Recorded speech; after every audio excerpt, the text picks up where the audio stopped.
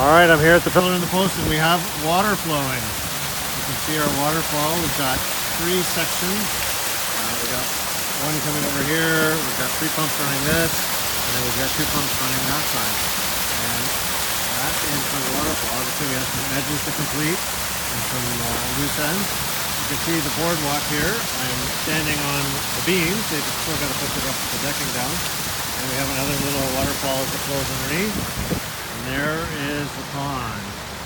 One big body of water.